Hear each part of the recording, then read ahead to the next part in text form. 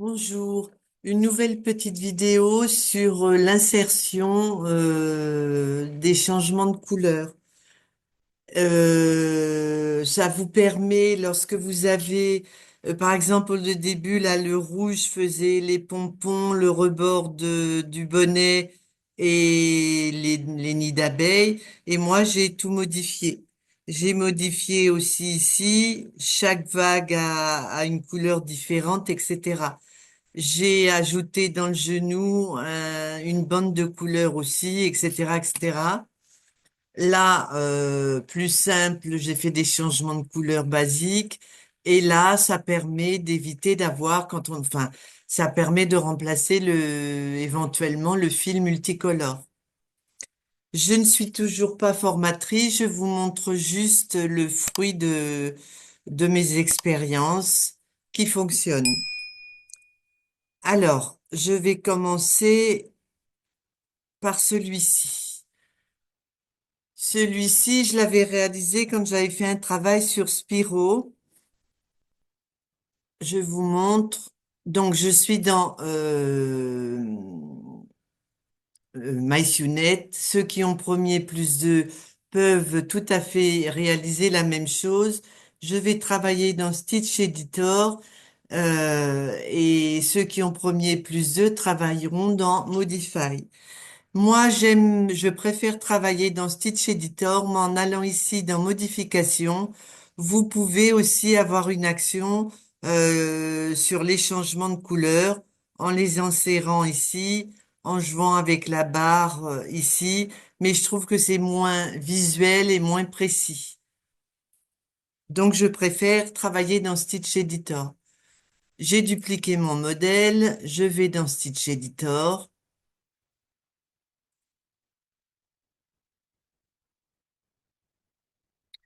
Je vais commencer par changer la couleur ici afin qu'il n'y ait pas de confusion, enfin moins de confusion.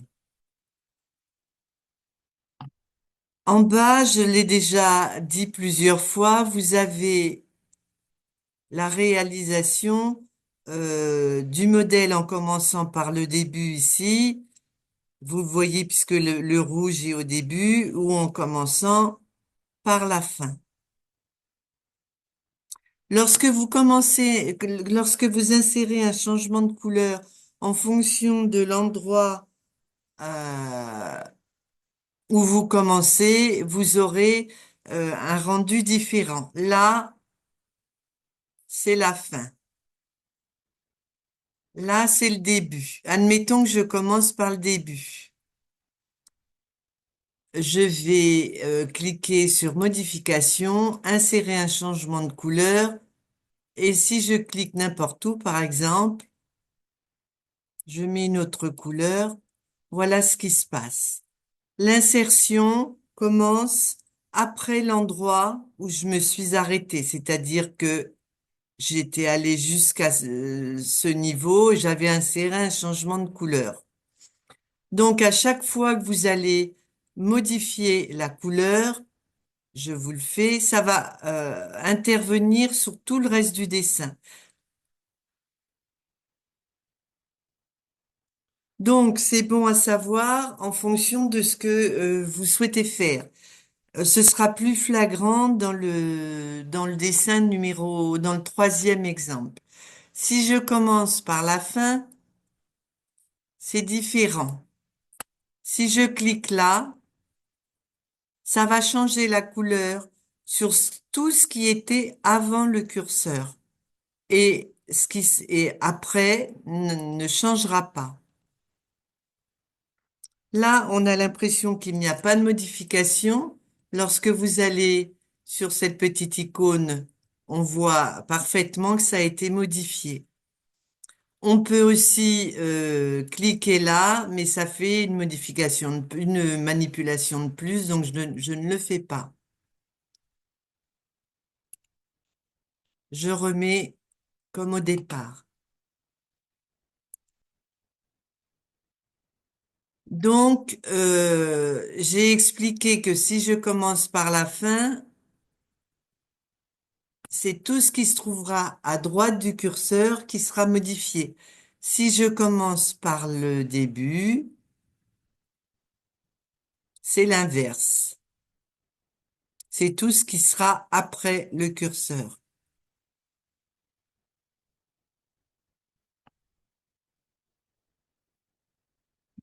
Pour ce motif, c'est encore plus simple. On peut se contenter éventuellement en mettant affichage, point d'impact et en grossissant, de cliquer sur un point et de mettre une couleur. Je clique, je vais espacer mes couleurs pour que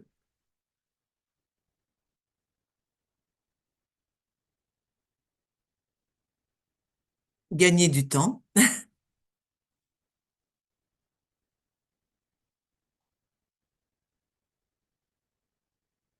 Et comme vous pouvez le voir, les couleurs se mettent au-dessus et non en dessous.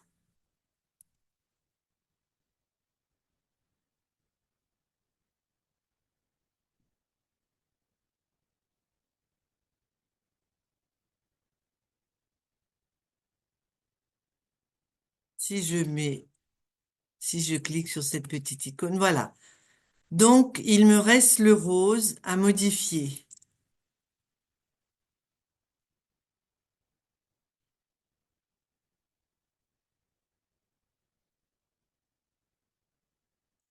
En fait, j'ai plusieurs solutions. Ou je clique ici sur un point et j'insère un changement de couleur. Ou plus simple, si je veux que pour que ce soit, que mon rose soit, comment, fusionné avec le bleu, je change la couleur et ensuite je fusionne celle du dessous avec celle du dessus. Voilà. Bon, évidemment, j'ai limité les changements de couleur pour ne pas perdre de temps, mais je pense que vous avez compris. À ce niveau-là, je peux faire du color soft. Mais comme vous l'avez constaté, ça n'a pas beaucoup d'incidence.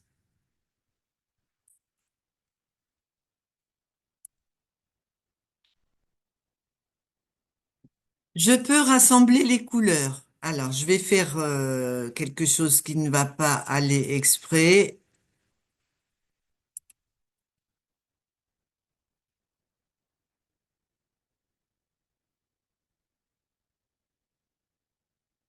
Voilà. Si je fais ça, voici ce qui se passe. Le premier trait de contour de ma ligne de satin est bleu et recouvre tout le dessus. Celle-ci, je voulais le passer, mais ça ne change rien. Là, par contre, je peux faire à nouveau la touche Color Sort. Et du coup, le bleu marine, je vais le passer au-dessus, ce qui me donne une réalisation sans défaut. À présent, si je veux changer le rouge qui se trouve ici, je vais procéder comme tout à l'heure, où je pars vers la gauche, où je pars de la droite. Enfin, de la gauche, où je pars de la droite. Là, dans le cas présent, ça change pas grand-chose.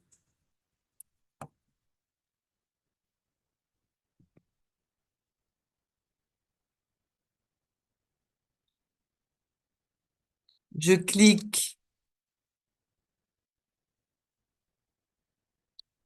Vous voyez, lorsque je bouge le curseur, ma broderie se débrode.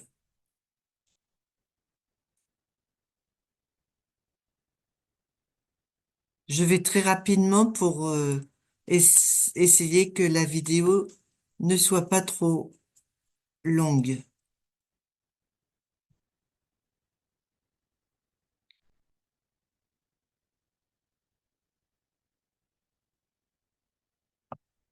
Lorsque j'arrive au rouge, j'aurai deux solutions. Ou je me mets sur le point de départ, mais si je me mets sur le point de départ, tout sera modifié, c'est-à-dire je vais perdre ici. Je vais le faire pour vous montrer. Donc là, le point de départ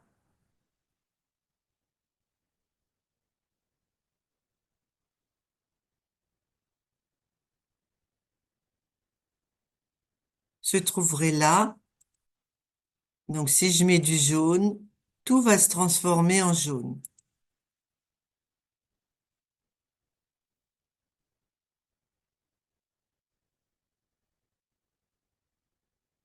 Tout ce qui reste va se transformer en jaune. Et moi, je veux continuer à modifier ma couleur. Donc je pars de la droite vers la gauche.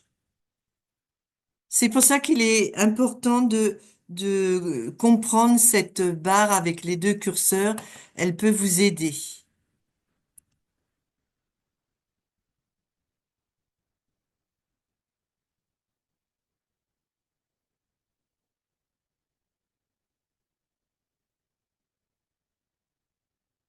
Et maintenant, il me reste que le rouge, donc je peux la modifier simplement comme ça. Si je mets toutes les couleurs, voilà ce qui se passe. Je peux à nouveau faire du color sort. Peu de choses se passent. Je peux rassembler mes couleurs, mais à ce moment-là, comme vous pouvez le constater ici, il y a des changements de couleurs au fur et à mesure de la broderie.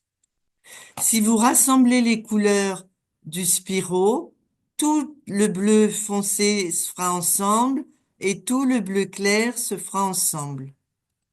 Enfin, à la suite.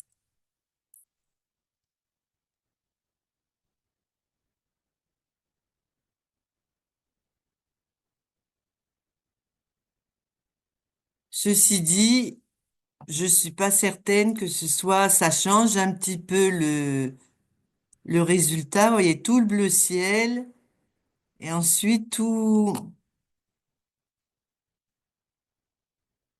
voilà. Du coup, j'ai à nouveau mon bleu marine qui apparaît. Ce qui veut dire que il va me falloir faire passer le bleu marine tout en haut. Je peux simplifier déjà. Ça ne va rien changer sur l'apparence du fil de satin.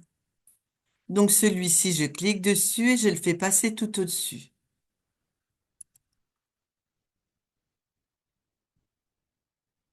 Voilà. Ce qui veut dire aussi que le premier fil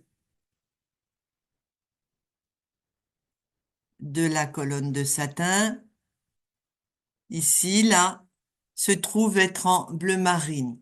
Vous pouvez, comme je vous l'ai montré tout à l'heure, pour qu'il n'y ait pas de risque qu'il apparaisse sous le bleu ciel, le changer en bleu ciel, mais je pense pas que ça gêne énormément.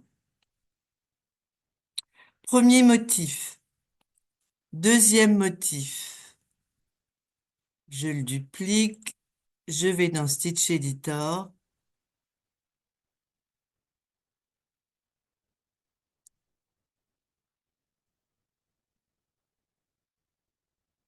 Voilà.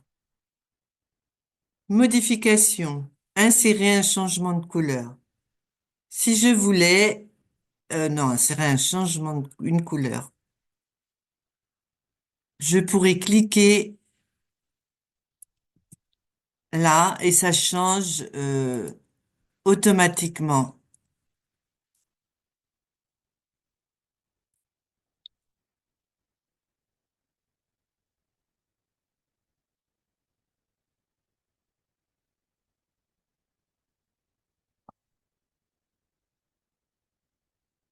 Sauf que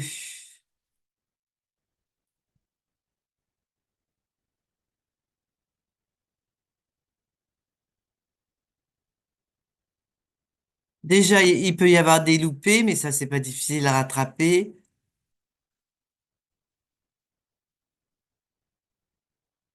Et surtout, je vais mettre là, par exemple, je vais mettre du vert, enfin du vert.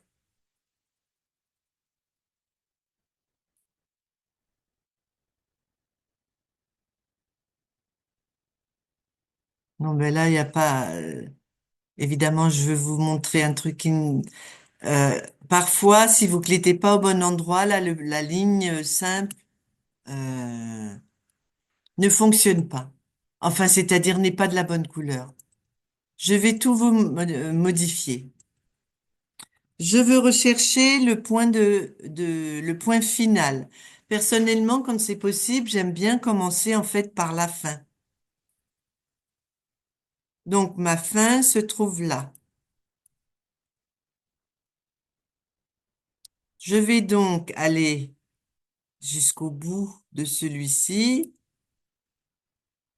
et vraisemblablement, c'est là que les branches du soleil vont se poursuivre. Je clique ici, ce qui veut dire que la couleur qui va être modifiée se trouvera à droite de ce curseur qui est en bas et non sur tout le reste de la broderie. Alors, bon, je vais aller plus loin. Je vais faire ça, puis je vous montrerai en détail après.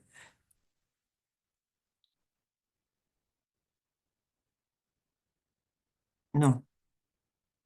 Pour être sûr de savoir où je dois cliquer, il faut que je me trouve à la fin de cette partie. Donc ici. Donc je clique là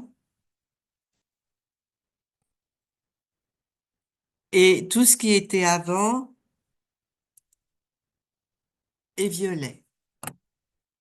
Je continue.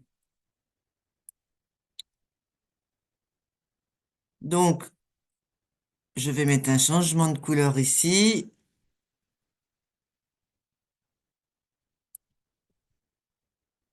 et je continue. Et comme j'ai repéré qu'à chaque fois ça descend et c'est là qu'il faut modifier, j'ai plus qu'à modifier.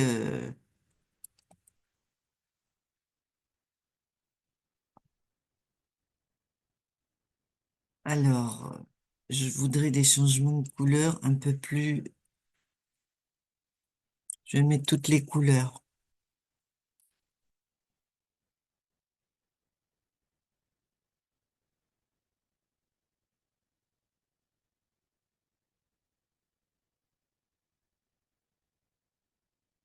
Voilà. Ah,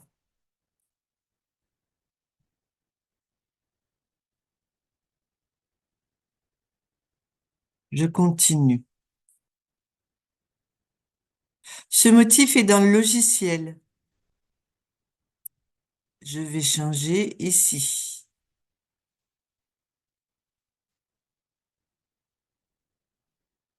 Je peux décider de faire mon changement de couleur bien plus loin. Et à ce moment-là, vous voyez que là, il y a 3 rayons du soleil qui ont été pris. Et je continue. Je vais aller plus loin. Donc, je vais rapide parce que j'ai bien constaté que la fin de cette partie se trouve au bout de cette ligne à chaque fois. Donc, j'ai même pas besoin de d'aller tout au bout.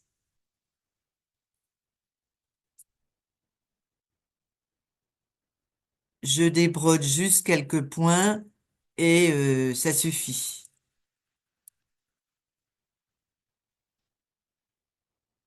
Là, voyez.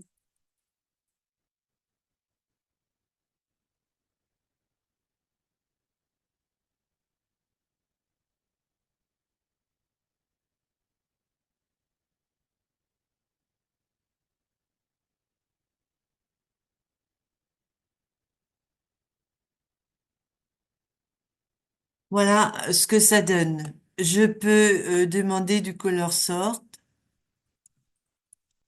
peu de modifications. Si je veux, je suis dans Stitch Editor, remonter le violet et faire à nouveau grouper les couleurs. Ce qu'il n'aurait pas fallu que je fasse, c'est de mettre le jaune en premier, parce que vous voyez là, ça n'aurait pas été joli. Le jaune sert aussi à cacher les jonctions des points. Donc celui-ci, il faut le placer en bas. Utiliser l'affichage réel et utiliser aussi, vous voyez,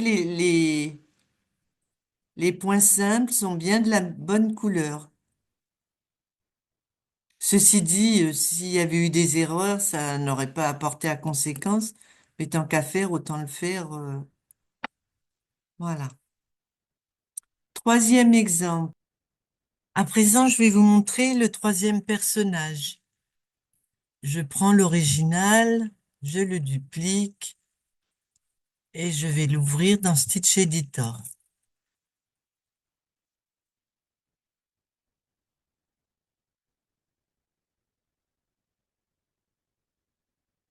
Je pense que en regardant la vidéo, vous devez trouver que c'est très compliqué, mais comme à chaque fois, dès qu'il y a des choses un petit peu plus pointues, il faut pas hésiter à regarder plusieurs fois et à faire en même temps. Alors avec n'importe quel autre dessin, vous pouvez vous entraîner. Je vais m'occuper de tout ce qui est rouge. Si je manipule ce curseur,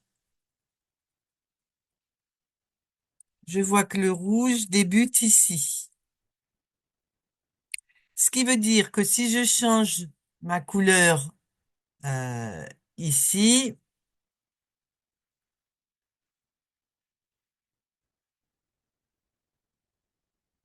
je peux le faire dans les deux sens en fait.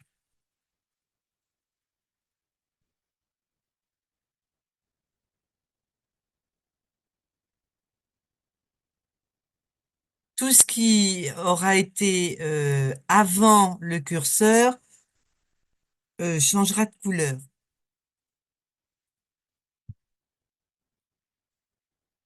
Je mets n'importe quoi.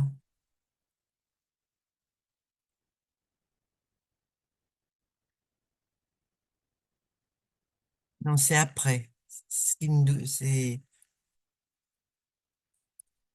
Mais du coup, je vais commencer par l'autre côté.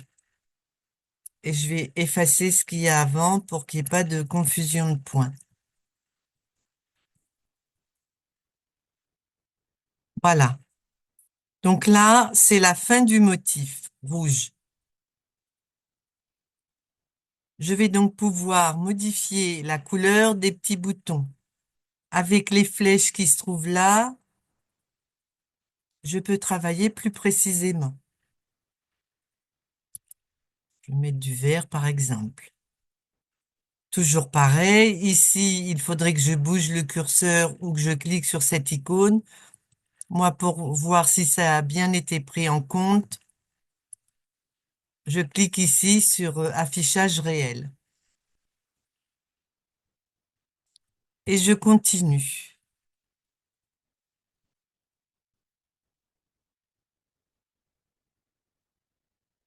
Je continue. Je veux enlever le rebord, enfin changer de couleur le rebord du bonnet.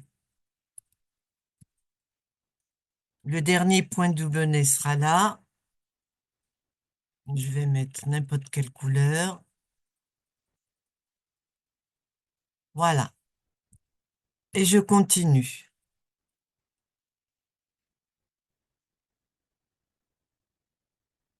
Alors, je regarde ce qui se passe. Là maintenant, c'est les pompons. Si je voulais faire deux pompons de deux couleurs différentes, je m'arrêterai.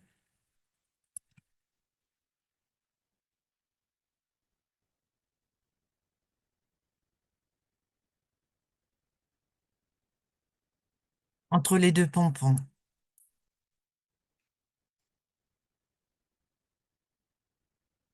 Voilà, et il me reste le rouge.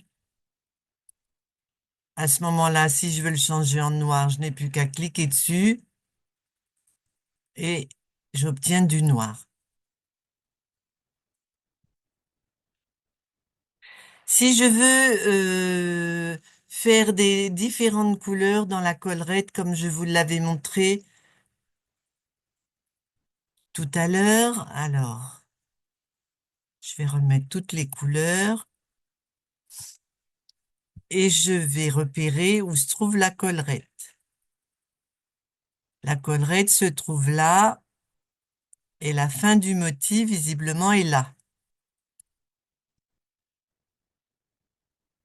Enfin, le début aussi, d'ailleurs, puisqu'il y a le point de base. Alors, je vais remettre ça. Là, le point de base sera blanc. Donc, c'est plutôt bien parce que ça va pas... voilà. Là, en bas, je vois que ce petit morceau va être d'une autre couleur.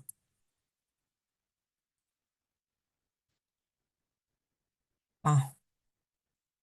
Pour éviter ça, il faut désélectionner les autres couleurs, sinon vous risquez de cliquer sur un point et ça vous fausse tout.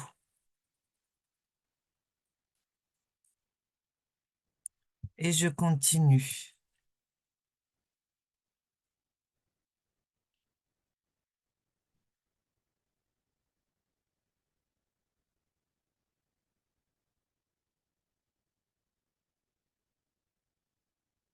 Voilà ce que ça donne. Je continue juste une fois pour ne pas perdre de temps.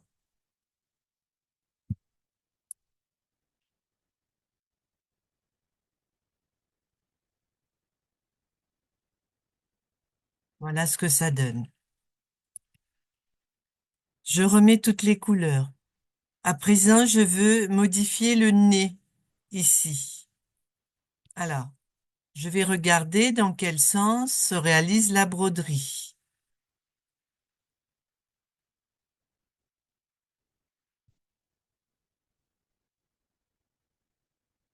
Elle commence par le nez. Si je change le nez de couleur ici, tout le reste sera de la même couleur que celle que j'aurais mise au nez. Si je passe de l'autre côté,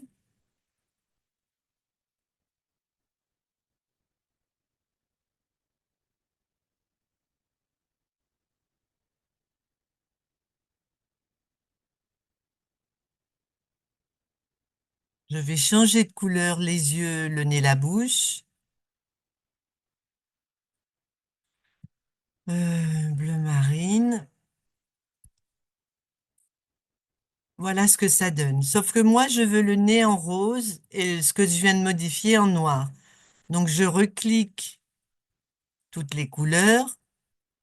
Je cherche le bleu qui correspond à la modification que je viens de réaliser. Je mets du noir. Je cherche le noir du nez et je mets la couleur que je désire. Autre chose, si vous voulez faire plusieurs couleurs dans la jambe du pantalon. Ici, je vois qu'en dessous, il y a un point de base. Donc, ou vous partez du principe que vous mettez une couleur claire et que c'est pas gênant, ça se verra pas trop au-dessus, ou il y aurait moyen de modifier le point de base, mais là, je vais pas vous montrer parce que c'est quand même plus compliqué. Donc là, ce qui va être ici,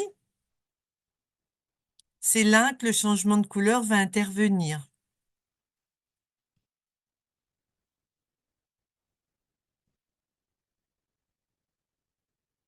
Hmm.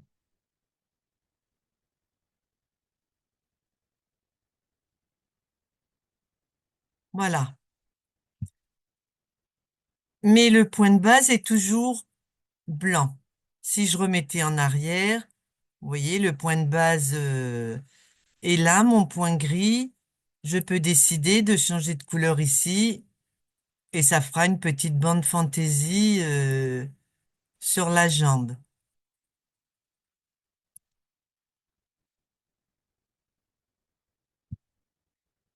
Voilà. Je pense que c'est pas la peine trop que je vous montre d'autres choses puisque on peut peut-être séparer le bleu et du chapeau et de pour refaire une autre petite manipulation. Alors je vais aller chercher où se trouve cette couleur dans ma broderie. Elle se trouve là. Alors je vais faire par l'autre sens.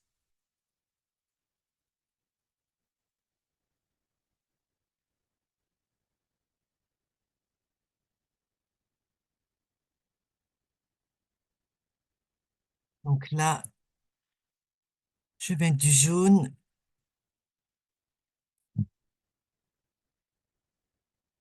Et voilà, ça a bien changé la manche en jaune sans toucher au chapeau. Écoutez, j'espère que ça vous a plu et que si c'est le cas, vous me mettrez un petit plus. À bientôt, au revoir.